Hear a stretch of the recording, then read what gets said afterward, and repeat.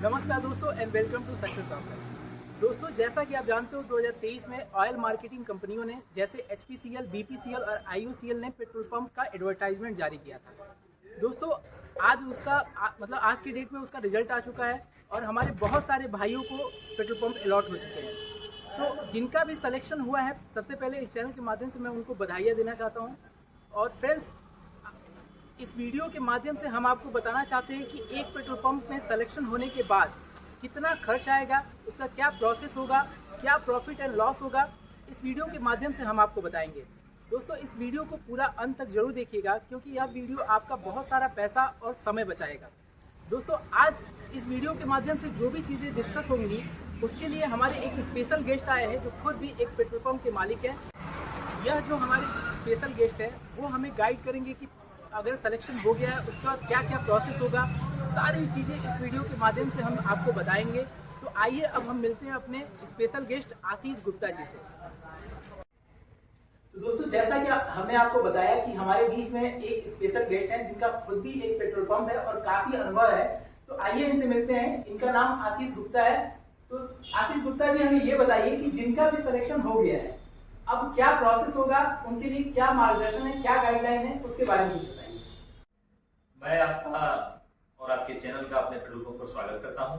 आपके चैनल के माध्यम से जिन लोगों का भी पेट्रोल पंप डीलर चयन 2023 में सिलेक्शन हुआ है, मैं उन लोगों को हार्दिक बधाई देता हूं और शुभकामनाएं देता हूं कि जल्द से जल्द पेट्रोल पंप से रिलेटेड जो भी डॉक्यूमेंट्स है, जो भी प्रक्रियाएं हैं, उसको पूरा करते हुए अपना पेट्रोल पंप चालू करें। तो मान के चलिए कि मेरा एक खुद का पंप लगने वाला है, मेरा सिलेक्शन हो गया है, तो मुझे अब आगे क्या करना चाहिए? सबसे पहले मेरे साथ मतलब कौन आएगा, क्या करेगा, कौन सा डॉक्यूमेंट वेरिफिकेशन होगा, ये सब बताइए। जिन लोगों का भी सिलेक्शन हो गया है उसमें सबसे पहले सेल्स ऑफिसर आपसे वेरीफाई करेंगे कि आपका जो भी डॉक्यूमेंट्स वगैरह है सब कुछ ओके है कि नहीं है। तो सिलेक्शन होने के बाद से सेल्स ऑफिसर आपसे कंसल्ट करेंगे या फोन के माध्यम से। इसमें आप ईमेल जरूर चेक करते रहिएगा कि आपके मेल पे ईमेल आया है कि नहीं आया है।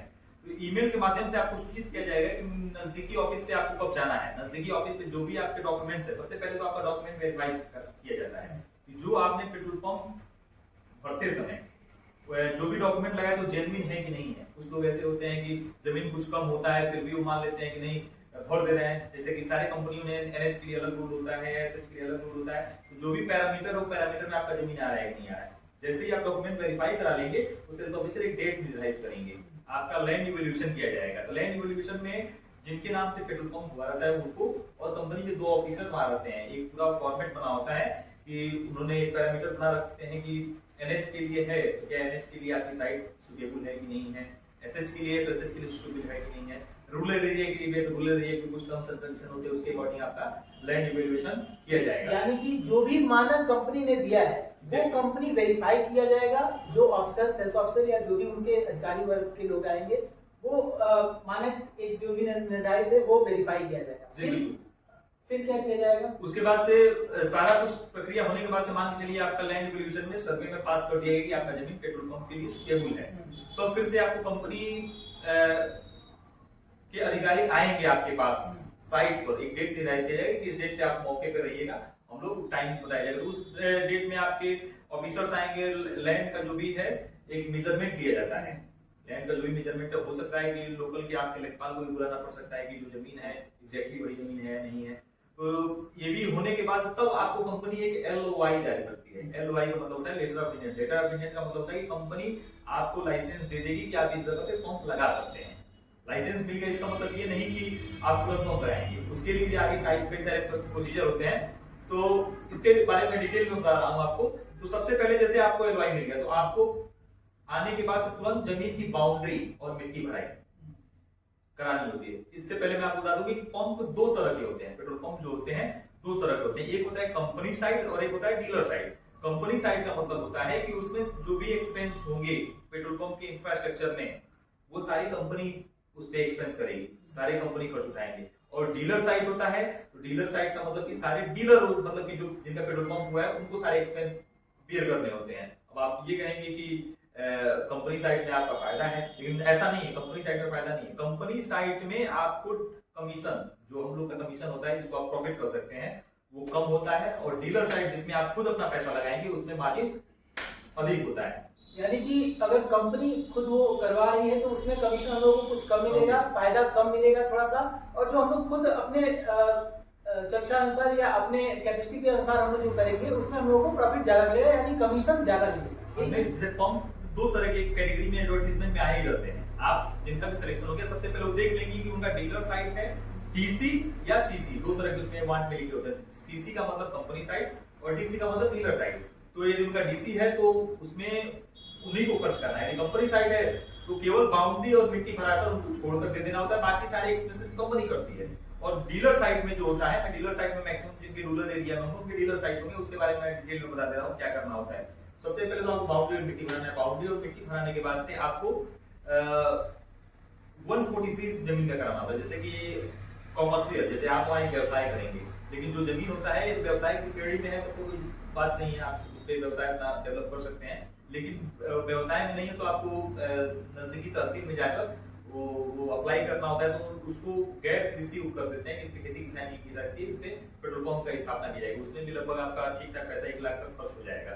तत्पश्चात कंपनी आपको एक लेटर देती है, उसको आपको डीएम के यहाँ वो सबमिट करना होता है, जिसमें कई डिपार्टमेंट से एनओसी लेना होता है। इसमें जैसे कि डीएम से आप एनओसी लेंगे, एसडीएम से एनओसी लेंगे, एसडीएम का मतलब कि जमीन को विभाजित करेंगे, एसपी से भी एनओसी लेना होता है कि जो आपकी जमीन है उसके ऑनर के खिलाफ कोई मुकदमा वगैरह तो नहीं है। मान लीजिए आपकी का जमीन है और उस पे कोई आपके नाम से कोई फर्जीवाड़ा कर रहा हो या कोई भी चीज, बिल्कुल, तो वो जमीन साफ सुथरा होना चाहिए, बिल्कुल। फिर आपको इलेक्ट्रिक डिपार्टमेंट से एनओसी लेना होता है, फॉरेस्ट डिपार्टमेंट से लेना होता है, आपको फायर डिपार्टमेंट से, पीडब्ल्यूडी डिपार्टमेंट से, एनवायरमेंट डिपार्टमेंट से, एक्सप्लोजिव डिपार्टमेंट, लगभग 8-10 डिपार्टमेंट होते हैं, सब जगह से आपको एनओसी लेना होता है। इसमें लगभग 6 महीने का समय लग जाता है। सारे एनओसी क्लियर होने के बाद से ही, जब एनओसी क्लियर हो जाएगा तो कंपनी को आप एनओसी प्रोवाइड कराएंगे कि सर मैंने सारे डिपार्टमेंट से नो ऑब्जेक्शन सर्टिफिकेट आपको दे दिया है, अब हमारा आगे क्या होना है। उसके बाद जैसे आपका एनओसी क्लियर हो गया, एनओसी के बाद से कंपनी आपको टैंक और मशीन प्रोवाइड करती है। टैंक और मशीन डीलर साइट और कंपनी साइट में दोनों में कंपनी ही प्रोवाइड करती है, लेकिन डीलर साइट में उसके अगेंस्ट आपको सिक्योरिटी डिपॉजिट जमा करना होता है। आप फॉर्म में देख सकते हैं कि आपका क्या सिक्योरिटी डिपॉजिट है। मैक्सिमम साइट पे 10 लाख का था, और डीलर साइट में जिनका बिडिंग वाला रहेगा, बिडिंग में मान के चलिए कि आपका पेट्रोल पंप चयन बिडिंग के माध्यम से हुआ है। जैसे कि कंपनी साइट में बिडिंग लगा दी, बोली लगती है, आपने 50 लाख का बोली लगा दिया तो कंपनी आपसे 50 लाख लेगी और उसमें जमीनों और बाउंड्री और मिट्टी भराने के बाद आपको दे देना है 50 लाख में, वो पंप तैयार करके देगी। लेकिन उसमें यही है कि कुछ कमीशन कम मिलेगा। कितना कम मिलेगा मैं आपको आगे बताता हूँ। यानी कि यहाँ पे हमको पहला ये स्टेप ये करना है कि एलओआई लेना है। एलओआई के बाद 143 जो भी इन्होंने बताया वो कराना है। फिर हमको अलग अलग डिपार्टमेंट से एनओसी लेना है। एनओसी लेने के बाद कंपनी हमें मशीन और जो टैंकर का जो भी प्रोसेस है वो आगे हमें प्रोवाइड करेगी। टैंक और मशीन में जो भी एक्सपेंस होता है, उसके टैंक की खुदाई का एक्सपेंस, टैंक का मशीन बैठाने का एक्सपेंस, सारा वो कंपनी आपके उसमें करती है। उसमें आपको एक्सपेंस नहीं देना है। आपको एक्सपेंस करना है बाउंड्री मिट्टी भराई में करना है, आपको ड्राइवे बनवाने में करने हैं, शोरूम बनवाने में करने हैं, लैट्रिन बाथरूम बनवाने में करने हैं, जनरेटर आप खरीदेंगे, सोलर लगवाएंगे, इलेक्ट्रिसिटी लेंगे, सारे लगभग मिला जुला के हमको लग रहा है कि 70 से 80 लाख का आपका इन्वेस्टमेंट हो जाएगा जमीन के बाद से। मतलब ये रूरल एरिया के लिए आप बता रहे हैं या जो एग्जैक्टली रूरल हो या अर्बन में भी लगभग यही खर्च आते हैं, मोटा मोटी यही खर्च आते हैं। 70-80 लाख रुपए मतलब कुल मिला के लगेंगे। हाँ, डीलर साइट के लिए। यदि कंपनी साइट है, कंपनी साइट में यदि बिडिंग साइट है तो बिडिंग में जो आपने बोली लगाया होगा उस बोली के अकॉर्डिंग आपको पैसा देना है। कोई 1 करोड़ लगाए हैं, कोई 50 लाख लगाया है, कोई 30 लाख लगाया है, कोई 40 लाख लगाया है। इसके अकॉर्डिंग वो उसमें आपको कंपनी उसमें डेवलप करके देती है। लेकिन उसमें भी जमीन की बाउंड्री और मिट्टी भराई का दोनों साइड में आप ही को करना है। जी जी। जैसा कि दोस्तों आपने देखा कि इन्होंने बताया कि अगर हमारा सिलेक्शन हो जाता है तो कितनी प्रोसेस को हम लोग को फॉलो करना है। जैसे एलओआई लेना है, 143 जो भी हम लोग का धारा है वो हम लोग को कराना होता है। उसके बाद हमें एनओसी लेना होता है अलग अलग डिपार्टमेंट से, जिसमें 6 से 7 महीने का समय लगता है। वो आप पे निर्भर करता है कि आप एनओसी कितने दिन में ले पाते हैं। ये सब चीजें होने के बाद आपको जो भी पेट्रोल की मशीनें हैं और जो टैंकर है वो आपको उपलब्ध करा दी जाती है। फिर आप ऐसे समझिए कि आपका पेट्रोल पंप खुल गया। तो ये बताइए, मैं मान लीजिए मेरा पेट्रोल पंप लग गया, उसके बाद मुझे वो पेट्रोल डीजल कहाँ से लाना है, क्या उसका कॉस्ट लगेगा, क्या क्या और एक्सपेंसिव लगेंगे, ये सब चीजों के बारे में बताइए।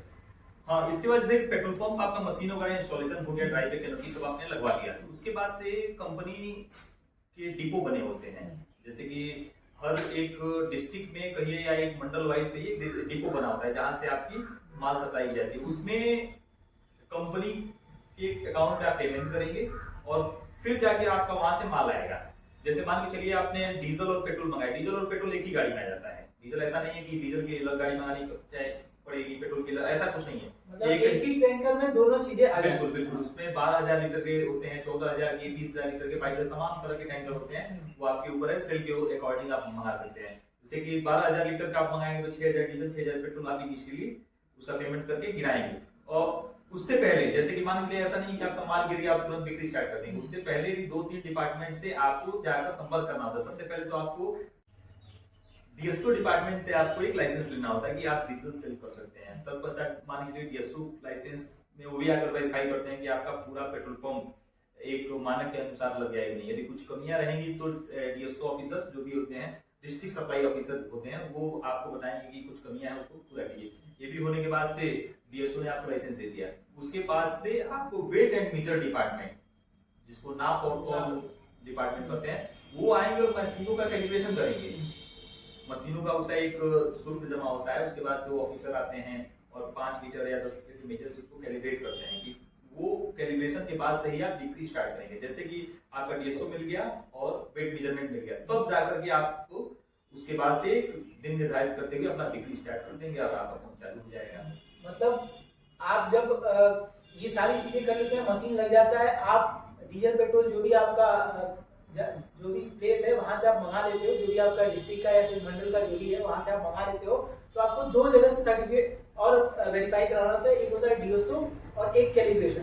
तो कैलिब्रेशन में ये होता है कि जो भी मानक कंपनी दी रहती है उसमें मेजरमेंट सही है कि गलत है, यही होता है सर। तो उसके बाद हमें बताइए, ठीक है ये सब चीजें हो गई, सबसे बड़ा सवाल जो हमारे व्यूअर्स हैं उनके मन में आता है कि एक पेट्रोल पंप मालिक आखिर कमाता कितना है, कितना कमीशन मिलता है पेट्रोल पे और डीजल पे। साफ शब्दों में मैं पूछ रहा हूँ इनसे, तो पहली बार शायद कोई बताने जा रहा होगा क्या कमीशन मिलता है। देखिए कमीशन हम लोग को मिलता है, इसमें परसेंटेज का कोई गेम नहीं है। इसमें रेट आप देखेंगे पिछले 5-6 सालों में काफी फ्लक्चुएट हुए हैं। जब वो 50 रुपए डीजल था उतना ही कमीशन हमको 1 लीटर पे मिलता था, और आज के डेट में 90 रुपए तक डीजल हो गया, तभी भी हमको कमीशन उतना ही मिल रहा है। महंगाई भी बढ़ चुका है, तो वो अलग विषय है। हम लोग को फिक्स कमीशन मिलता है लीटर पे। तो जैसे कि मैंने अभी आपको बताया था कि पंप 2 तरह के होते हैं, एक होता है कंपनी साइड और एक होता है डीलर साइड। तो यहाँ पर कंपनी साइड जो होती है उसमें कमीशन 20 पैसे प्रति लीटर आपको कम दिए जाते हैं। जो कंपनी ने आपके पंप के इंफ्रास्ट्रक्चर पे खर्च किए उसके लिए 20 पैसे पर लीटर वो पूरे जिंदगी भर आपसे लेती रहेगी। अब आप समझ सकते हैं, यानी जो भी कंपनी ने पैसा लिया है वो आपकी कमीशन से ही वो वसूली करती है। एग्जैक्टली डिडक्ट करती है। जो डीलर साइड है उसमें कंपनी साइड के अकॉर्डिंग 20 पैसा अधिक मिलता है। और ये कमीशन मैं आपको बता रहा हूं कि डीजल पर जिनका डीलर साइड है उनको 2 रुपए प्रति लीटर डीजल में मिलता है। 2 रुपए 7 पैसे फिक्स कमीशन है। 2 रुपए 7 पैसे। कई मैं आप यूट्यूब पे वीडियो देखता हूँ, कोई बोलता है 3 रुपए है, कोई 4 रुपए, ऐसा नहीं है। आप कहीं मैं इंक्वायरी दे रहा हूँ, 2 रुपए 7 पैसे डीजल पर मिलता है और 3 रुपए 15 पैसे पेट्रोल पर मिलता है। 3 रुपए 15 पैसे ये डीलर साइड का बता रहा हूँ। और वहीं जब आप कंपनी साइड में जाएंगे तो 1 रुपए 87 पैसे मिलते हैं और 1 रुपया 92 पैसा लगभग उसमें मिलते हैं पेट्रोल पर। तो लगभग एक मोटा मोटी अंदाज लगा सकते हैं कि डीजल पे 2 रुपए और पेट्रोल पे 3 रुपए का ये कमीशन मिलता है। इसी कमीशन में आपको पंप के एक्सपेंसेस भी देखने होते हैं। पंप के एक्सपेंसेस में आपको बता दूं कि सैलरी हो गया, आप जनरेटर हो गया, आपका इलेक्ट्रिसिटी का बिल हो गया, और दूसरी बात यह है कि इसमें इवेपोरेशन लॉस भी होता है। जैसे कि मैं कंपनी से 12,000 लीटर माल मंगा के आया हूं, तो ये जरूरी नहीं है कि 12,000 लीटर माल आप बेच पाएंगे। कंपनी आपके कमीशन में ही इवेपोरेशन लॉस का वो एक्सपेंस दे दिया है। तो कंपनी के अकॉर्डिंग कंपनी मानती है कि 1,000 लीटर आप डीजल बेचते हैं तो उसमें 2 लीटर आप शॉर्ट हो सकता है, और पेट्रोल यदि आप 1,000 लीटर बेचते हैं तो 6 लीटर आपका पेट्रोल शॉर्ट होता है, क्योंकि पेट्रोल हाईली इनफ्लेमेबल है और पेट्रोल थोड़ा उड़ता भी है। डीजल में थोड़ा हैंडलिंग लॉस काफी कम आता है, इसीलिए डीजल पे आपको 2 लीटर 1,000 लीटर पे 2,000 लीटर, मतलब कि आप यदि 24,000 लीटर डीजल मंगा रहे हैं, 12,000 लीटर डीजल मंगा रहे हैं तो आपका 24 लीटर डीजल नुकसान हो जाएगा। और यदि आप 12,000 लीटर पेट्रोल मंगा रहे हैं तो 72 लीटर पेट्रोल नुकसान हो जाएगा। उसके अकॉर्डिंग ये भी आपको उसी में से आपके कमीशन में से ही बियर करना है। यानी आपने देखा दोस्तों कि इन्होंने बताया कि पेट्रोल पे 3 रुपए और डीजल पे 2 रुपए कमीशन मिलता है, वो भी आप आपका जो भी कमीशन है उसमें आपको बहुत सारे लॉस भी बियर करने होते हैं, जैसे 12,000 लीटर मंगाया उसमें अब कितना इवेपोरेट हुआ ये आप देख सकते हो। और भी बहुत सारे कॉस्ट हैं, जैसे सोलर का कॉस्ट हो गया, जनरेटर का कॉस्ट हो गया, जो कर्मचारी जो भी एम्प्लॉय लोग रहते हैं उसका कॉस्टिंग हो गया। तो आशीष जी हमें ये बताइए, जैसा कि व्यूअर जानना चाहते हैं कि जो भी अर्बन एरिया और रूरल एरिया के पंप्स होते हैं तो आखिर महीने में कितना कमा लेते होंगे? कमीशन आपने बता दिया, लगभग कितना पैसा आ जाता होगा? जी बिल्कुल, मैं आपको बताना चाहूंगा पेट्रोल पंप की टोटल कमाई सेल के ऊपर ही डिपेंडेंट है। जितना अधिक आप बेचेंगे उतनी अधिक आपकी अर्निंग है, उसी हिसाब से एक्सपेंसेस भी होते हैं। जैसे कि मैं आपको बता दे रहा हूँ कि मैं इस फील्ड में लगभग 10 सालों से हूँ। 10 सालों से पंप तो मेरा लगभग 25 साल पुराना है, लेकिन 10 साल का जो मेरा एक्सपीरियंस है, जैसे कि पेट्रोल पंपों की संख्या काफी दिन प्रतिदिन बढ़ती जा रही है। हालांकि गाड़ियों की संख्या भी बढ़ रही है, लेकिन आप उसके एवरेज में देखेंगे कि लगभग 10 सालों में मेरा ग्राफ नीचे ही गया है, क्योंकि नए नए पेट्रोल पंप्स खुलते हैं, नए और जैसे रूरल एरिया में मेरा पेट्रोल पंप है। तो हालांकि एनएच भी है, लेकिन एनएच का मुझको बहुत एडवांटेज नहीं मिल पाता है। रूरल एरिया में एक जनरल आपको बता दे रहा हूँ कि कोई भी पंप यदि रूरल एरिया में स्टेब्लिश होता है तो वो पर डे लगभग 1500 लीटर पेट्रोल बेच देंगे और पर डे लगभग 2000 लीटर से 1500 लीटर डीजल भी बेच देंगे। तो उसके अकॉर्डिंग आप अनुमान लगाएंगे तो लगभग 4500 रुपए पेट्रोल से बचेंगे और डीजल से लगभग 3000 बचेंगे। लगभग 6 से 7000 का एक इनकम जनरेट होगा। उसी 6 से 7000 में उनको एक्सपेंस भी करना है, उसमें इवेपोरेशन लॉस भी है। तो एक मैं बता रहा हूँ, रूरल एरिया में यदि आपका पेट्रोल पंप है, लगभग आपको 50,000 लीटर महीने में डीजल और 50,000 लीटर पेट्रोल बेचते हैं। लगभग ये सेल जनरल मिलती है रूरल एरिया में। तो आपका लगभग लाख से 1.5 लाख रुपए ही बचत हो पाएंगे। कोई ये कहता है कि 5 लाख बचेंगे, 10 लाख बचेंगे, तो वो भी बचते हैं जो एनएच के साइड है।